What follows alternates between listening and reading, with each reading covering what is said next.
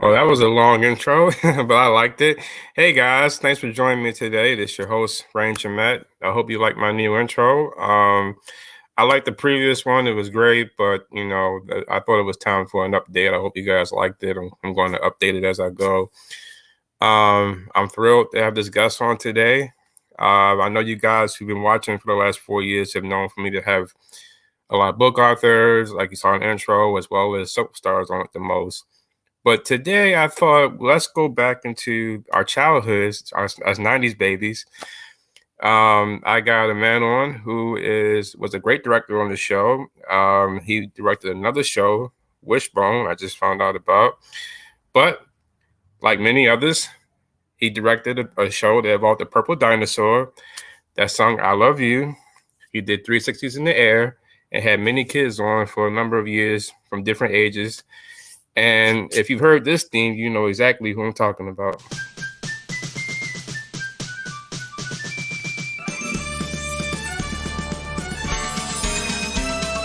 Barney is a dinosaur from our imagination. And when he's tall, he's what we call a dinosaur sensation.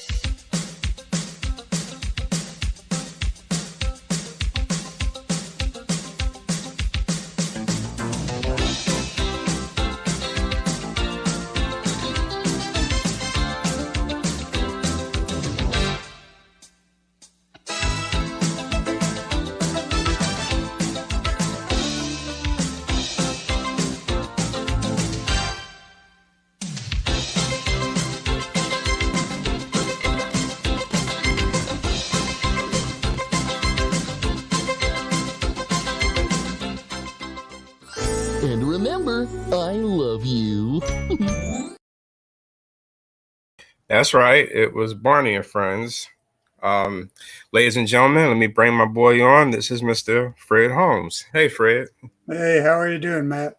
I'm doing well, man. Thanks for being here today. I hope you liked the little intro I put together. I love your intro. That's great. I noticed you had several scenes from Radio City Music Hall when they did the show there. I actually got to attend that one time, and that's a wonderful experience doing that, watching all these kids standing out in the aisles doing the raindrop song, going, seeing 2,500 kids doing that at the same time was a real treat. Right. Yeah, I wish I could have been there, but I remember when it came on video, Toys R Us, it was popular at the time. They didn't have it. So I was disappointed when we went to get it. So my mother, they had to order it and we went to get it. I just hugged the video so closely. And it was something about watching that show. I mean, because Radio City, years later when I got older, I was like, this is a place where they had Oscars and the Grammys, and they had this show there that was big on PBS at the time. That was just like outstanding. It was, Yeah. it was something. Yeah, it's an amazing venue. The first time I went, I was in New York doing press for a movie with Lou Diamond Phillips called Dakota for Mhm. Miramax, and we decided to go visit. We were there around Christmas, so we went and saw their Christmas show. Right. And if you've never seen their Christmas spectacular, it really is spectacular. Oh man, Fred. How did you get to want to be a director? Was that something you wanted to do growing up? Actually, I wanted to be an actor, which Yeah. you'll probably, if you talk to most directors, that most of them started out wanting to be actors. I did theater from the third grade through middle school. I'm Mhm. sorry, through high school, Mhm. and then when I was had an opportunity to go off to college. Um, my dad wanted. He said he would pay for college as long as I would uh, major in do a pre-law degree and become a lawyer. And I did that about 6 months, Matt, and realized that was not the way I wanted to make a living. And I had a friend that was in the film business, actually was in the film department at the school, and he said, "Hey," he said, well, "why don't you be a film major?" He said, "All we do is watch movies." And I thought, "Well, I can do that." and and I had always loved movies growing up and Mhm. TV shows and watched a lot of TV and movies. And so I majored in film in college. And interesting enough, I was able to do two films under grants from PBS while I was in school. They Oh, actually gave okay. me the money to make some films. So I'd actually worked for PBS long before I even began my career. Hmm. So when I got out of school, I became an editor in TV commercials, and I did that for about 3 years. And during the process of doing that, I received an opportunity to direct. So I was started directing TV commercials. I did national television commercials for a bunch of companies. And during that whole process, I one time did a documentary, and I realized I really loved doing documentaries. So I actually left and started doing documentaries and was hired by companies. And so I spent a little over about 3.5 years traveling all over the world directing television documentaries. And I went, I don't know how many countries, and had a great time. Hmm. But I picked up a strange disease in Honduras one time, and Oh. it was really sick. And then one time I was actually filming in Central Africa, and we were flying from a place from Kenya over Ugandan airspace into a place called Zaire, which is the Congo today. And Hmm. as we were flying over, the Ugandan military told us that we either landed or they'd shoot us down. So we had to land. And so a few things like that happened that where, I've never seen a movie yet it was worth dying for. So I came back to the States, and I looked around and thought, well, what could I do with myself? And I've always loved, like you, I grew up watching TV and loved TV shows and stuff. And so I started writing. I wanted to direct TV shows and movies. But I didn't know how to break in. I didn't have any contacts or friends in Hollywood or anything. So I started writing spec screenplays. And Hmm. spec screenplays are screenplays you just write for yourself, and then you send it off to film companies and hope they'll buy them. And if they buy them, then you say, "Hey, I'd like to direct." So Right. I actually started doing that. And during that process, I received an opportunity to start directing some low budget television shows in the Dallas area. And so I started doing that, and that led from one thing led to another. And sure enough, I had a friend that was starting a TV show called Wishbone. And so they called me and said, would you direct our pilot episodes? So I got to go direct Wishbone and did a bunch of those until they got canceled. And then the same company that owned Wishbone also owned Barney and Friends. And so Hmm. they asked me to come over and start directing Barney. And so I went over there and stayed 15 years. Directed, I think I was told I directed 95 or 98 PBS episodes in like 30 something home videos, and had a wonderful time. Wow. I gotta say, you hit, you sound just like me. I gotta tell you. I mean, listening to your story because, I mean, not to flip it around on me, but I was the same way growing up. I love films. I was not, I'm not into sports per se. I know like football, but I wasn't in the, joining sports after school activities. I was a writer as a kid watching daytime serials and other things. And like you, I went to college. I took a class in construction. It was my mother's idea because I did a class in my last year of high school where I built this straw tower with a glue gun. She was like, take a class in construction. No, I didn't like it. It was like it wasn't really even a construction class. It was like a blueprint class where you read maps Yeah. and the teacher off the bat was like, "No, this is not like the high school class. This is different." And it was just weird. And then I was like, "Okay, I passed it with a C. Moving on." So I got into photography, which I love, and filmmaking, and I got into like in documentaries, like you said as well.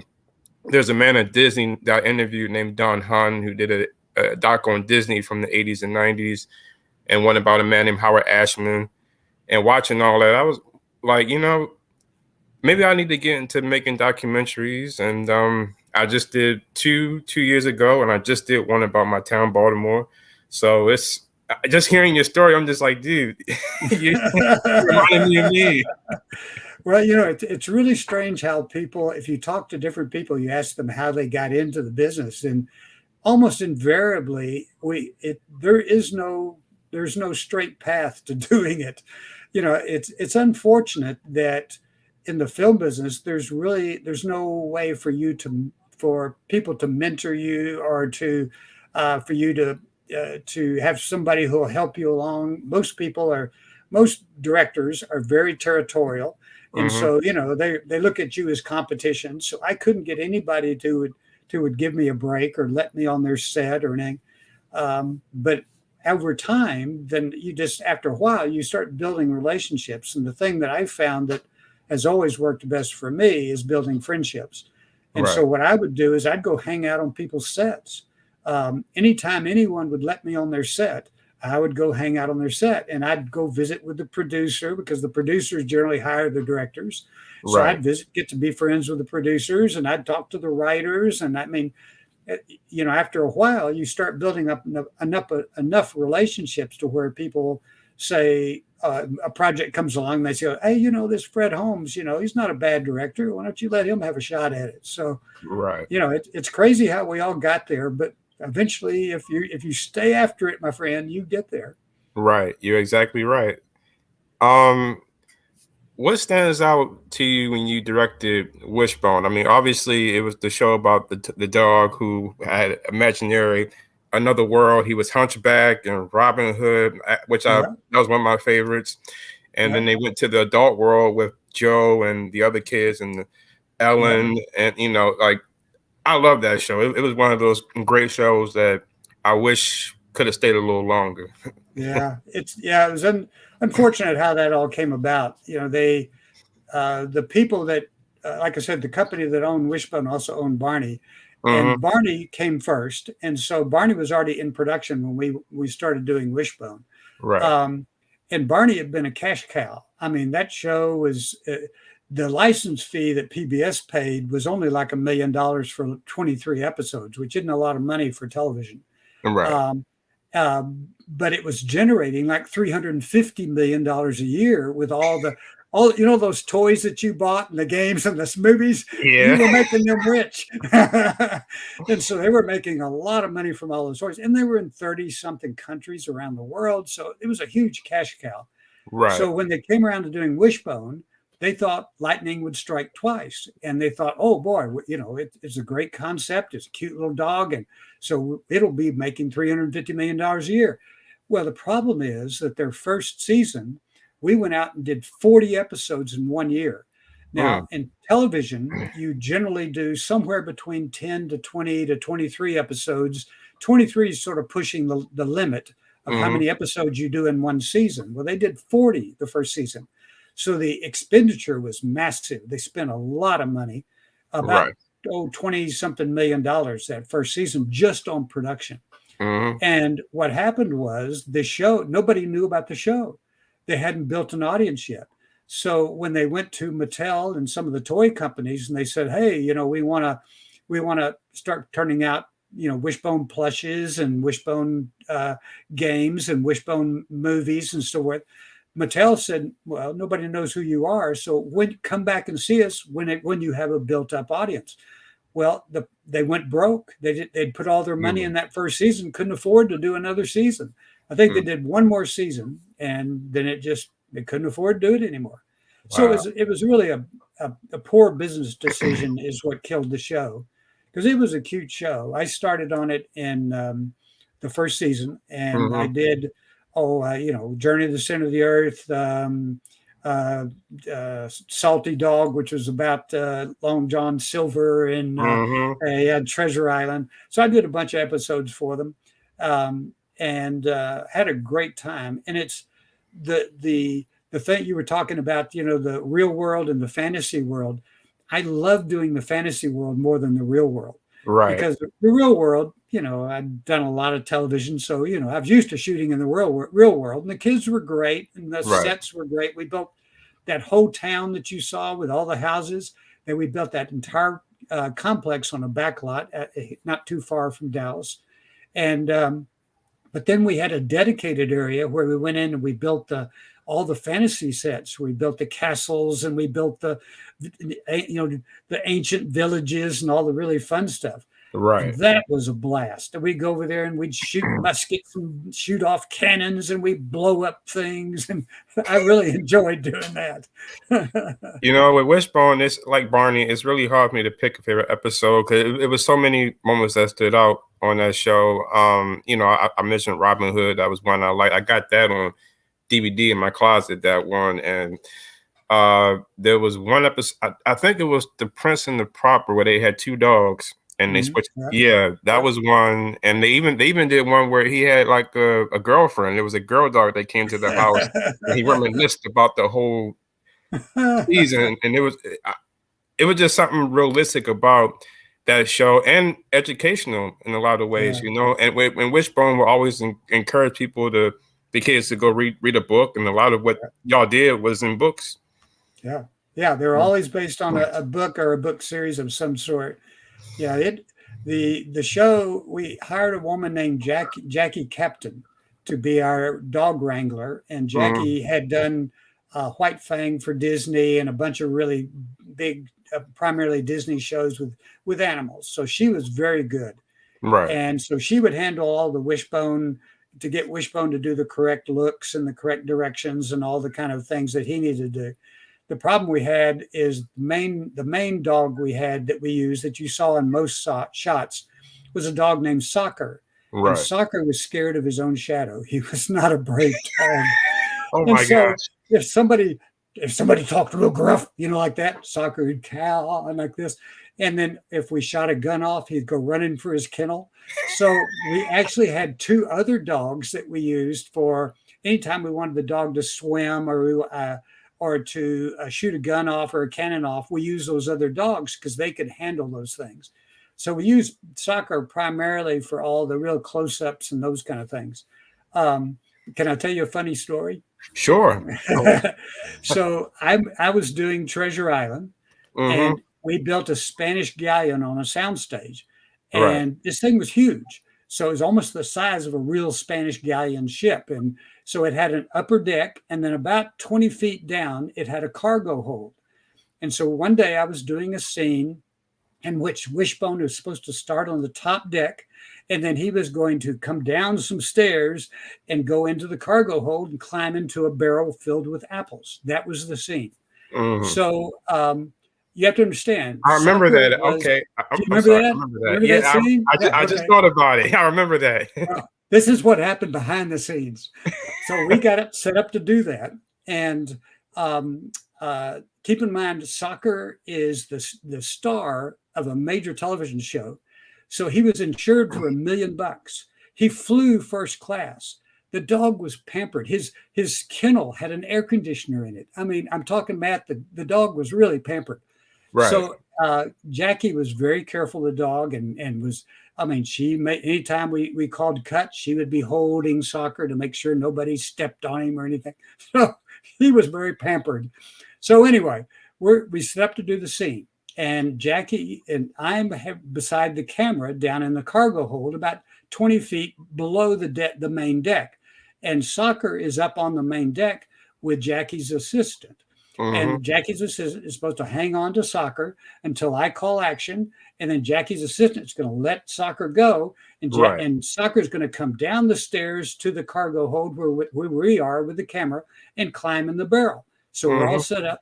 And then while Jackie is preparing Soccer and running him through his paces, I went over to Jackie's assistant and I said, "Do me a favor, go back and get what we call Dead Dog." And Dead Oh Dog my gosh. was a stuffed dog that looked just like Soccer that Right, we used for lighting, and we used for anytime we had anything that was dangerous, we would use Dead Dog as the stand-in for Soccer. So right, I said, "Go get Dead Dog. Don't tell Jackie," and then put Soccer in his kennel. So as soon as we were ready to go, and Jackie came down and got with me, the assistant went over and put Soccer in his kennel, got Dead Dog, was up there with Dead Dog.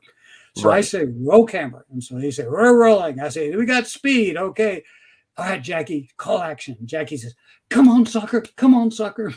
And instead of Soccer, she expected Soccer to come down the stairs. And instead, what she saw was this flopping dog flying through the air, legs and arms flopping, and splattered right in front of her. and she thought Soccer had fallen through the hole and Oh my gotten gosh. killed. And she screamed, and we all started laughing. And she said, "Okay, who did it?" And everybody pointed to me, and Oh she my chased me around gosh. the soundstage.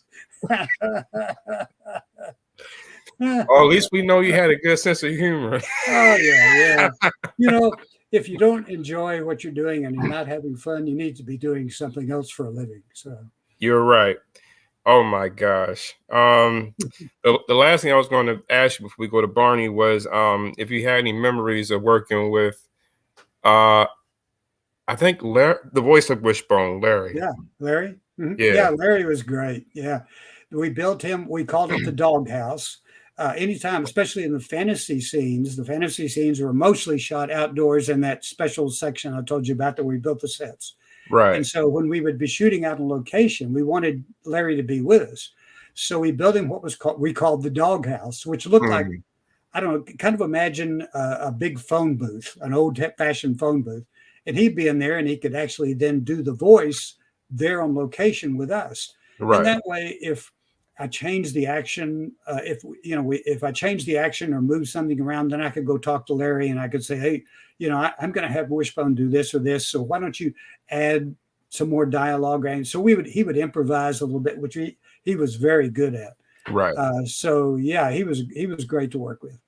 Okay. So it was kind of like with Bob West. It was shot in real time and they was close to the set. He was Yes, close to the set. yeah, but you do, like any TV show or movie, you do takes. So if you made a mistake, you could go back and you could try to correct it and do another take or anything. The challenge we had with Barney Hmm. and then with Bob, is that Bob and the other voices for BJ and Baby Bop and the later for Riff, those voices were a talent were way back in a different part of the building that we were in. So we were Okay. out on a sound stage, but the voices were way back in a whole other place in some sound booths. And we had communication with them so we could talk to them. I could actually talk to them. But their voices were fed out onto the soundstage, and then we had speakers on the soundstage around the action. Right. So when we would the poor kids that were on the show would be you can always spot a new kid that when a new kid comes on the show because they're standing out there next to Barney. So here's let me see if I can, here's the kid. Okay, here's the kid, and Right. here's Barney. Let me get my hand over. Here's Barney, and here's the poor little kid down here, right? And Right. so the kid's sitting there scared to death that Barney's going to step on him, first of all, because Barney's like 7 feet tall and weighs 350 pounds. Right. And then while the Barney starts talking, it's not coming, his mouth may be moving, but the sound is coming from a speaker way on the other side of the sound stage. And the Right. kid was going, "Where am I supposed to look? Where am I supposed to say, you're supposed to look at Barney, don't look at the sound at the speaker." Right. Yeah, it's like Wishbone, Barney was another popular show that blew up big time. I did see Barney once. They did when they did Barney's musical castle, it was like a tour. They came to Baltimore once. So I remember seeing him for that and running down to the not to the stage, but to the middle of where the seats were when the confetti fell down to catch a heart. I remember holding on to that because I was a crazy Barney fan. I had the dolls and the tapes and the talking one that was like over $100 some, and my stepdaddy got me, and I played with that for years. I would do this thing where I had like a toy, and whenever I watched the video or the show, I would copy the same dance moves because Knickerbocker special, like it was all same songs. I would copy off that. Like I was just so hip to that, and I would just it was a good show, which is why I don't get why people didn't understand or like the show. I mean, it was like another kid show. I mean, it was educational. It was everything. Yeah. Well, it's interesting that the people that generally made fun of Barney and so forth were generally people that are um, they're not happy people, and they have. I think it became sort of the thing to do to bash Barney, and so everybody kind of jumped on that bandwagon, and also part of it also is just a misunderstanding of whose Barney was in the audience. and the audience was really young kids. So like you were young kids that wanted to have somebody that was fun and was entertaining, but also, for your parents' sake, for your mom's sake, no, he's non-threatening. So he's not going to do Right. anything scary, or he's not going to say he's not going to cuss at you, or he's not going to do any of those kind of things. He's a very safe playmate for your kids. Right. And the people that were bashing him were the kind of people that would have done children's show with profanity and didn't care about the audience that we were focusing on. Right. The age of our audience was actually younger than Sesame Street. Mm-hmm. So people didn't understand that.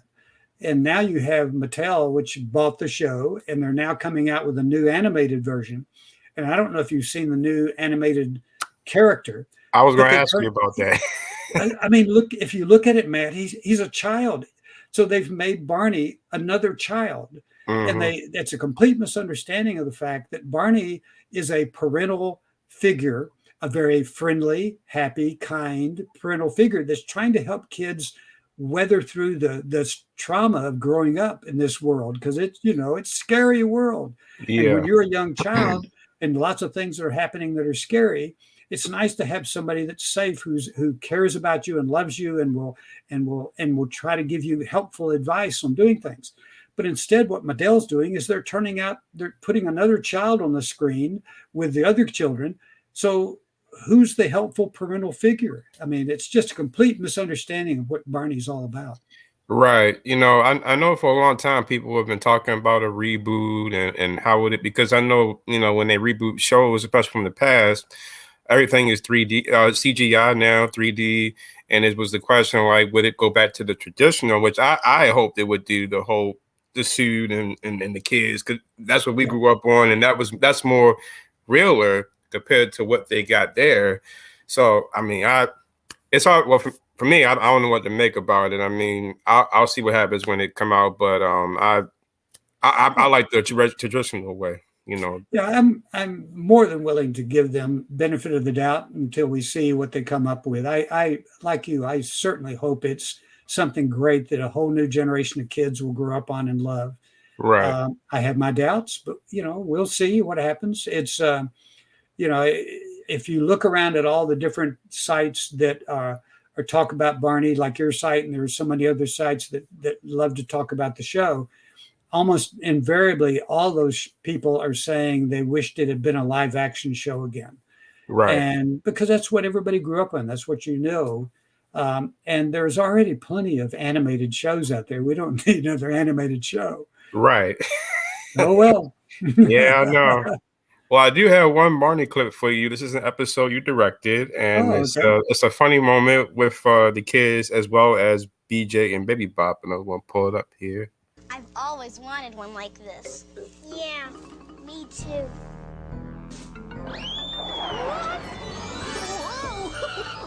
Hi, Steven. Hi, Keisha. Sorry about throwing you, Barney. So, let me get this straight.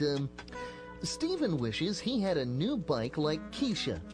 Yeah, And Keisha wishes she could win a ribbon like Jeff did. I sure do. And Jeff wishes he could be a safety helper like Kristen. Uh-huh. And Kristen wishes she could throw a football like Steven, right? Right. Well, I wish we could turn these sad faces into happy faces. Sissy gets to take it easy all day. Oh, do not. Do too.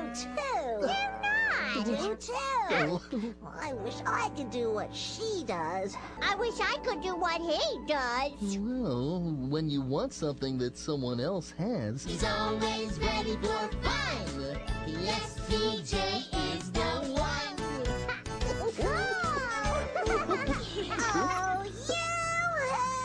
Oh, BJ really is pretending to be Baby Bop. I like my blankie. It's very, very yellow. I like it even better than a bowl of Jell-O. When she holds you close, it feels just right. I like my yellow blankie in the day and night. Now, I didn't remember that episode, but when I came across it last night, I was like, wait a minute. They switched places. Yeah. That's funny. Well, Yeah, that's actually that set was actually at the studios at Las Colinas. So Mm, that's our. It was actually the show started in a small office, but back when the show first started, it was a small office building complex with a very small stage.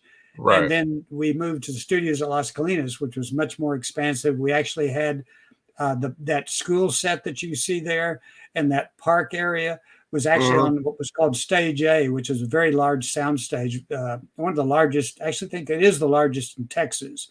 Right. And then we had two other sound stages where we would do green screen shots or other kind of things.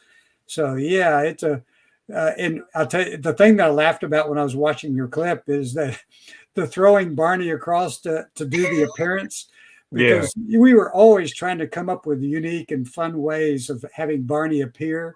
One Hmm. time I had him appear inside a. Did you ever see the episodes we did where we were on a public park and it had like how do I describe it, like a shed off to one side? Do you remember Oh, the shed? I And that seen a shed was little bit of that era. Yeah. yeah, well, that shed was very small, and I came up with this really dumb idea of having Barney appear inside the shed, but he was so huge when he appeared, it's like the whole thing's moving and bouncing. But we were always trying to come up with really creative ways of having him appear in fun places. So, Oh yeah, yeah. I loved throwing him through the air. That was fun. Oh my gosh. Did you ever meet or interact with Cheryl Leach and Dennis DeSager? Yeah, yeah. When I first came on, yeah, in fact we're all still friends, and Hmm. yeah, Cheryl was with us for I guess about a season or two when I first came on, because I Okay. came on the show I think in '94 or '95, I think '95, um, and then Dennis was around for a while, I think for a couple of years after that. Hmm. But yeah, got to work with both of them. Great people, really fun, and Cheryl just had such a heart for kids and wanting to do something positive in the lives of children, and Yeah. so she doesn't deserve all the bashing she got from certain people. Yeah. Well, I don't know if you've seen the doc that they did last year. I mean, I've Yeah, actually, they asked me to yeah. be in it, and I turned them down. It wasn't because I mean I think they were trying to do something decent. I mean, for television, you have to have some controversy in order to get people to watch, and so I understood that they were going to present both sides of the both camps, the people who loved Barney and the people who hated Barney, and I understood that because it's television and you got to build an audience. Right. But I was a little nervous about whether or not they would be fair because I didn't know the people. So that was the one hesitation why I didn't do it.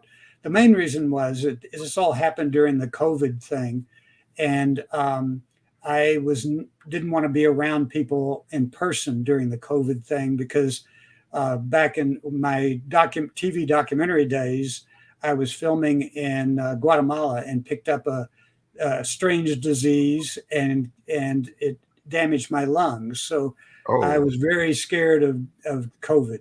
Mm. And interesting enough, you'll enjoy this, Matt. Hmm.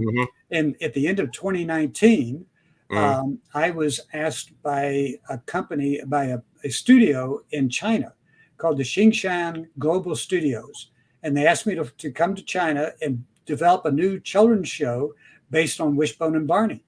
So Wow. I went over there and stayed a month at the studio. We developed a new show and all that. And this was at the end of 2019. So Hmm. COVID was already running rampant in China. It's just nobody knew because they weren't telling anybody.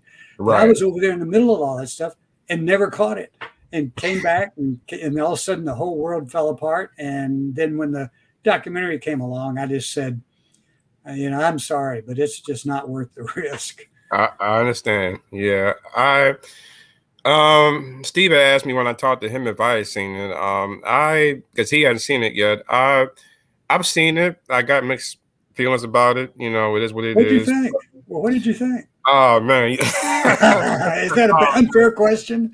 uh, um, can I phone a friend like the weakest Oh, link? please. Yeah. Well, we won't tell anybody. Sure, sure. Well, well, I'll say this. I like seeing the Barney bashing, and they had Barney being lit on fire and destroying the tapes and the whole garage with the guy who had started the whole thing. Did I really like seeing all that? No. I didn't know about a lot of that. I think my mother, after I watched it, because she didn't tell me that they were haters, and she told me herself once we were somewhere, and there was a parents who didn't like the show when they talked about it, and she told them, like we talked about, it's another kid's show, so it is what it is. Did I like seeing all that? No, but I think what I liked that stood out was the little bit of behind the scenes footage that they used and the info they talked about when they talked a bit about Charlize, her son, her husband. I didn't know he had passed. And they had 4 of the kids from the early years on. They talked a bit about their background because a lot of them, when they got off the show, has not gone into acting. A lot of them didn't have social media or continued. So it was great hearing about where they ended up. I think that's the only thing I think that stands out that I liked, but not really about the haters. And they played a clip or two of the same thing with Barney come around the corner and somebody shooting him in some video game. It was, I didn't like it. So Well, and it is true, that during the show we were getting death threats and all those things that they mentioned in the documentary. Those things were going on. right, It was especially for us. I mean, it's okay, as long as it's all just talk. You can just everybody. It's a free country. You can say whatever you want to say. you're right. But when someone starts stalking you or doing those things, that's a whole different thing. And we ran into that we had a girl on the show named Selena Gomez, who I think later became famous. Yeah. At the time, she was cute as a button, and she was one of my favorite kids on the show. Mhm. And she and Demi Lovato were both on the show. And Selena started getting fan mail from this guy that was very inappropriate. Wow. And so we had to hire police to be at the studio anytime she was doing an episode. So those kind of things are the dark side of Barney, but it had nothing to do with our goals and what we were trying to achieve. It has Right. everything to do with just there are sick people in this society, and it's unfortunate. Yeah, I have to say real quick about that. I had no idea they was on the show. I found out a little later because I knew them from Disney Channel and other things that they've done as teenagers. So when I found that, I was like, no, they weren't on Barney and Friends. I mean, I remember, 'cause like I said, I grew up during the Wild West years, which is the bad guy gang in the early Oh yeah, years. yeah, I've seen a little bit later on, but not a lot when Carrie and Dean was there. I just happened to be home from school one day. I turned the channel, and I'm like, Barney's voice sounds incredibly different. It don't sound like the same Mhm. guy, but Yeah, that was Dean Wynn. So I knew, but I didn't know they had been on. I was like, wow, they was on Barney and Friends. Who knew? And yeah, their careers have taken off since then. But wow, I had no idea about that though. yeah. When Bob decided to move to Hollywood and leave the show, we auditioned a lot of different people trying to find a voice that was similar. We even talked to Bob at one time about maybe flying back and forth and everything, but he really wanted to move on. Hmm. But I thought Dean did a good job, and it was different, but it was good. Right, right, And Kerry was great inside the suit. I'll tell you, the things we put him through. I mean, you gotta understand that costume, his vision of the world was like looking through a mail slot. So that's all he could see. But he right, has this huge body and these huge feet, and so for example, on the scenes in the later episodes when we were shooting in the park with a big caboose, there were hmm, steps down the front of that caboose. And so I had these scenes where I'd have him make his entrance from the caboose and come bounding down those steps. Well, half the time he couldn't see the steps. He was just guessing where they were. And you know, sometimes he guessed wrong and he'd go crashing into the ground. And inside that costume, actually, when I first came on the show, I told them, I said, I don't want to be asking our guys to be doing things that are unsafe. So I want to put on the costume and just see what it's like. So they put me in the costume. And I'll tell you, inside that thing, there's like this metal frame and there's all this communication. And it's not an air conditioning, but it's a fan and there's right. electronics and all this stuff. So every time he would crash and hit the ground, his head would be bouncing off against all the he'd have to go to the hospital with a concussion. Oh my And gosh. so And the way he manipulated the mouth was a what we call a bite bar. He had this Right. bar when in his, you've seen it, okay, when in his Hmm. teeth, he was literally doing that to make his huge jaws move. Right. Well, poor Kerry, after doing this for years, because he did the road shows, the shows like you saw on the road in Baltimore, Hmm. that may have been Kerry because he was doing those road shows before he came on and did the TV show. So Right. he'd been doing it for a decade. And he actually had to have all of his teeth replaced because he'd just worn his teeth Uh, out with the bite bar. mm. They paid a heavy price for doing the show. Yeah, I hear a lot of stories from Kerry. 'Cause I watch his podcast, and he's had a lot of different guests, including people from the show. And I seen your episode when you was on there as Yeah. well. So I can only imagine because I know I also know well, you probably know him, David Joyner, when he was Oh, in the sure. street Yeah, as yeah. David's well. a great guy. Yeah, Um, we're still yeah. friends. Yeah. Even David Voss, he was the original one. Yeah. Yeah.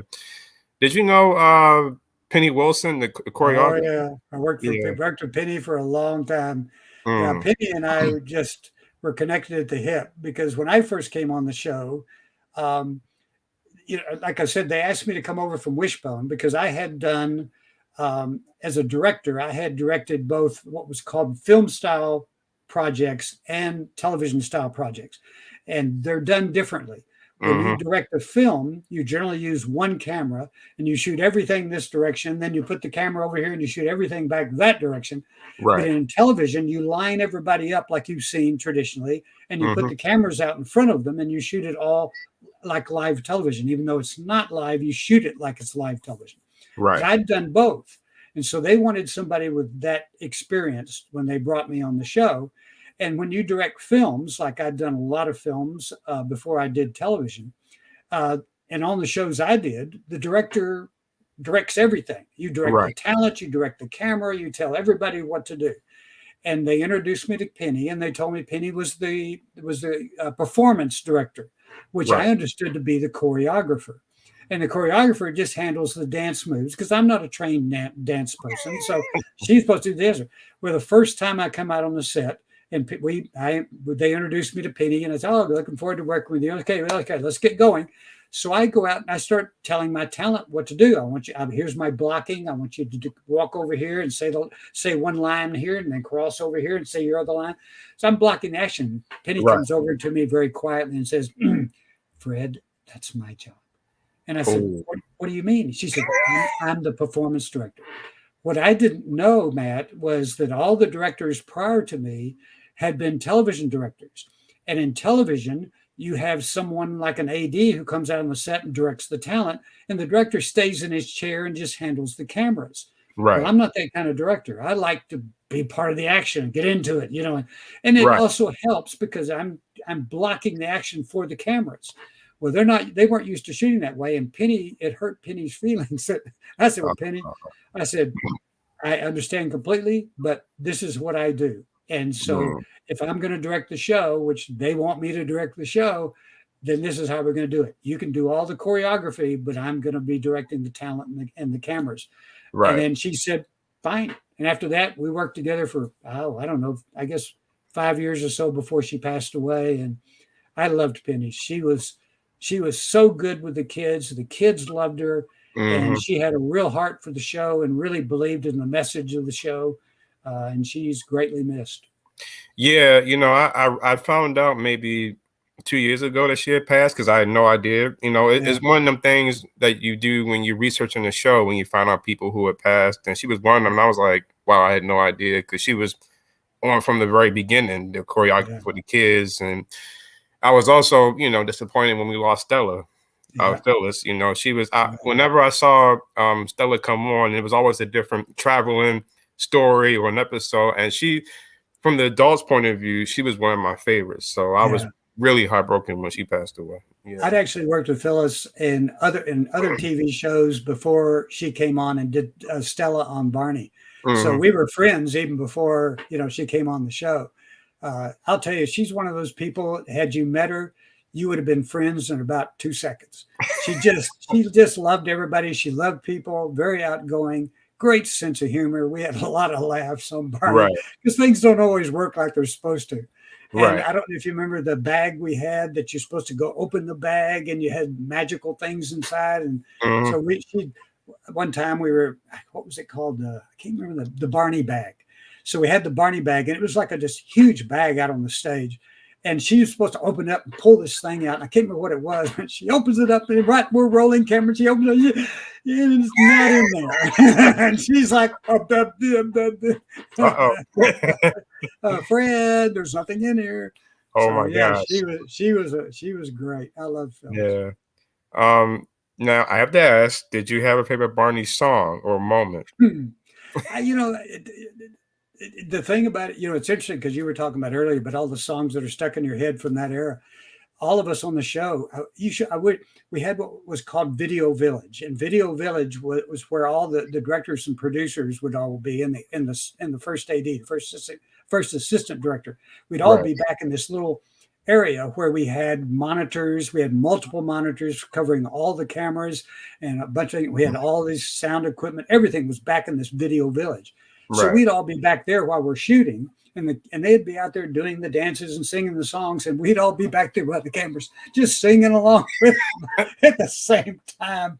So by the time you do it all day long, and 5 days a week, and you come home at night, you lay in your bed going, "If all the raindrops were lemon drops," Right. keep singing the song. Right. As far as a favorite one, oh, I don't know. I mean, I have so many that I love just because they're all different. I Right. mean, of course, the "I Love You" song is one of those that will always be with me. But Hmm. and I love the Raindrop song, Mr. Knickerbocker. I loved all of them. They were fun. I think that was my mom's favorite, Mr. Mr. Knickerbocker. Knickerbocker, I remember it's fun to do. I remember when we went to see Barney and they did like this remix where they did from one song, if you happen you know it, to Flipping Mr. Knickerbocker. She was like, all right. So she started getting down because, like me, she loved the show. She loved Baby Bop.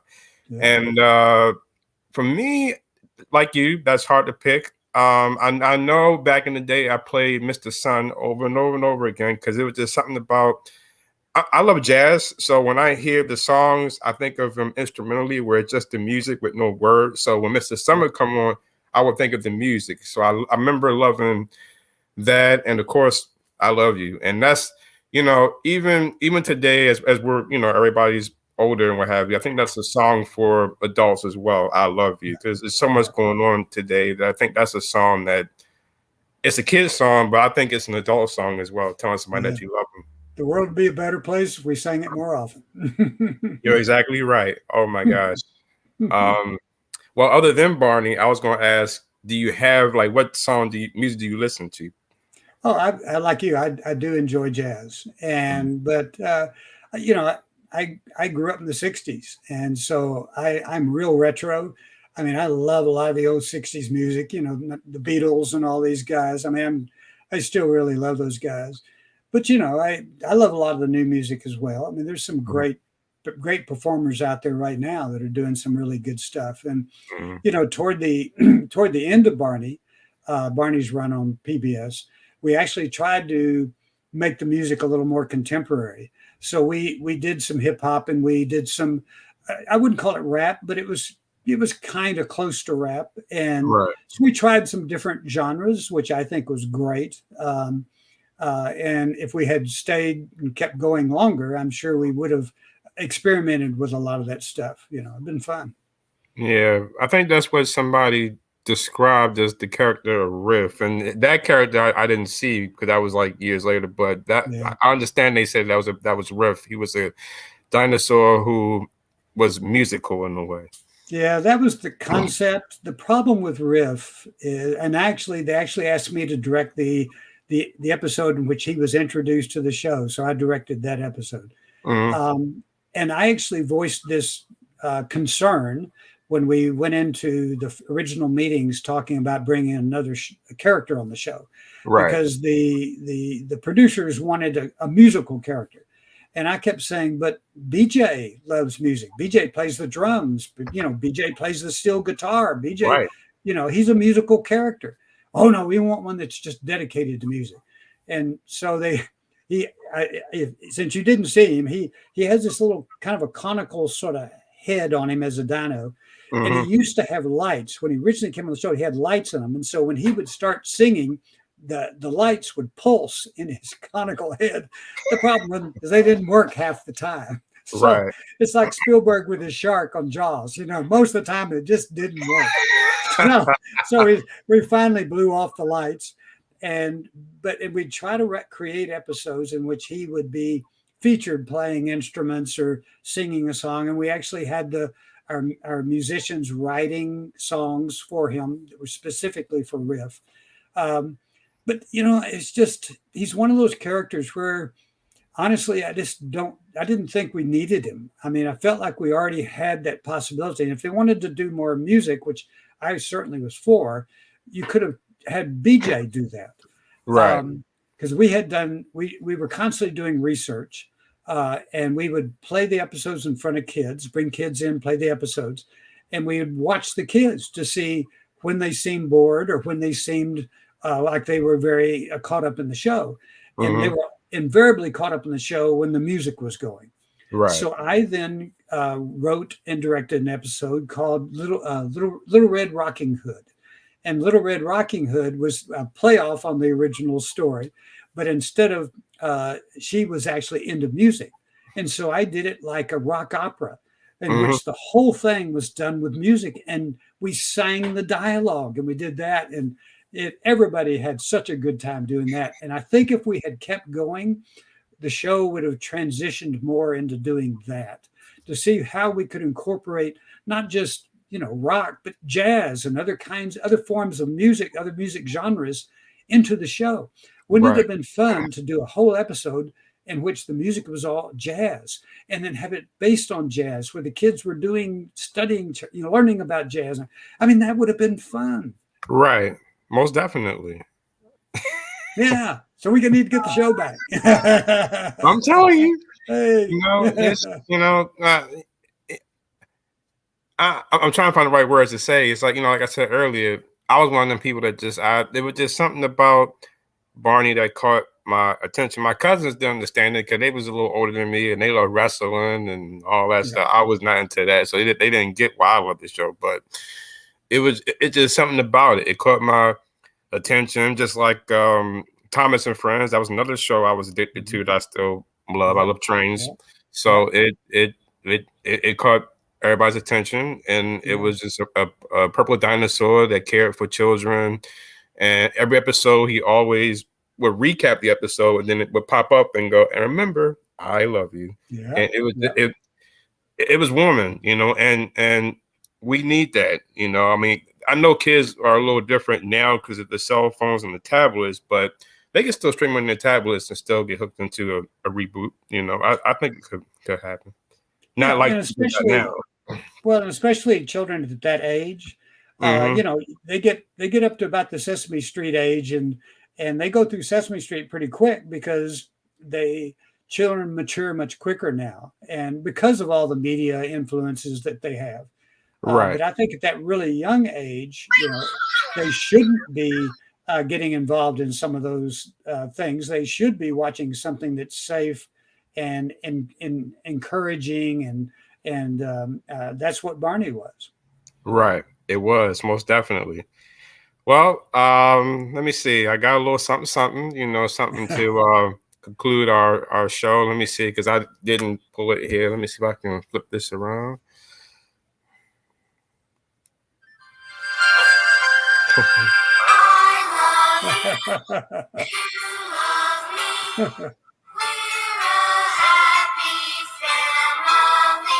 With a great big hug and a kiss from me to you. Won't you say you love me too?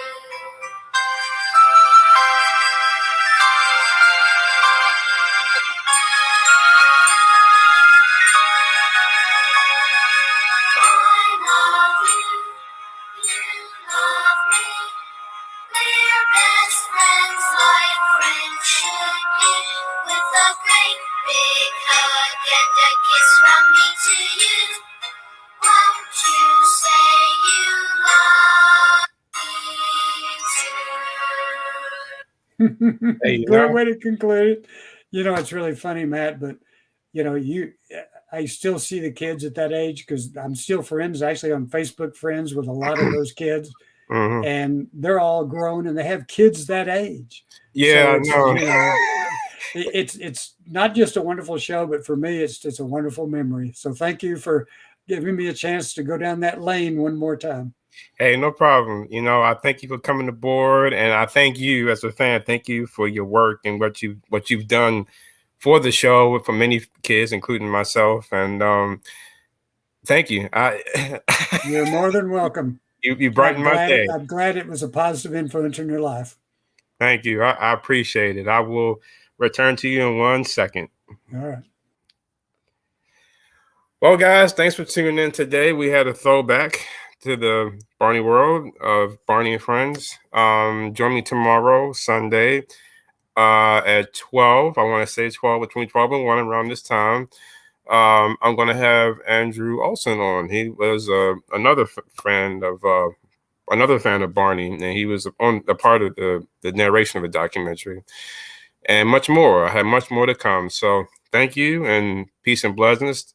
Stay blessed, and take care. And remember, I love you as well.